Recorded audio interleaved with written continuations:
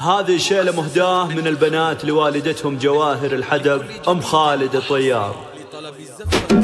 أمي غلا الروح جعل الروح تفتاها، في الروح تسكن وفي قلبي ووجداني، هي شمعة أيامنا وسكرها وضياها، نبع الحنان واغلى من سكن بوجداني، نبع الحنان واغلى من سكن بوجداني.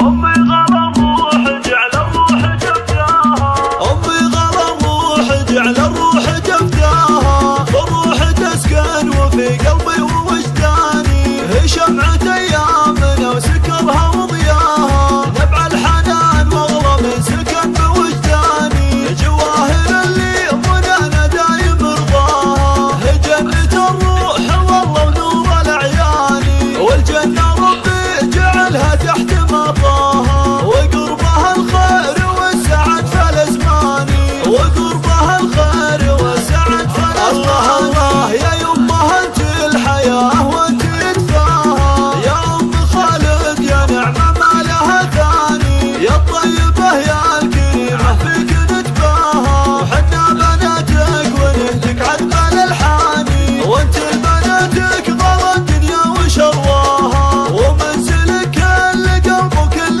وجداني، انت الشهد شمس تضوي دوم ممشاها، وانت لنوف الغلا مسكنا الاعياني، وانت لنوف الغلا مسكنا الاعياني. الله وانت الاصايل سعادتها ودنياها، وانت الغلا كونها من بين الاكوان، جواهر يكرم كريمه في عطاياها، كفك مزن وعطاها دون نقصان، مهرة اصيله وصافك يا محلاها، زين وذربه وهبه طيبه واحساني، يا بنت شيخ